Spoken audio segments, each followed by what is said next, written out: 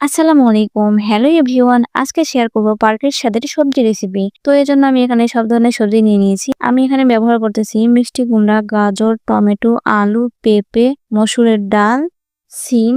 আমি প্রায় সব ধরনের সবজি কিন্তু ব্যবহার করার চেষ্টা করেছি। আপনারা আপনাদের প্রয়োজন মতো সবজিটা নিয়ে নিবেন।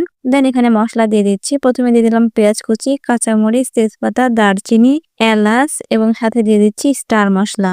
এবার দিয়ে দিচ্ছি স্বাদ অনুযায়ী লবণ, হলুদের গুঁড়ো, জিরে গুঁড়ো, ধনিয়া গুঁড়ো, সাথে আদা এবং রসুন বাটা দিয়ে কিন্তু তুলে দিব। এখানে কিন্তু তেল ব্যবহার করার প্রয়োজন নেই। এবার যখন সবজিটা পুরোপুরি সেদ্ধ হয়ে আসবে তখন কিন্তু আমি তেলানি করে নিব। আর তেলানিতে দিয়ে দিচ্ছি রসুন আর তেজপাতা। আর সাথে কিন্তু অবশ্যই পাঁচফোড়ন দিতে হবে, কারণ পাঁচফোড়ন ছাড়া আপনি যতই সবজি রান্না করেন না কেন সেটা কিন্তু টেস্ট লাগবে না।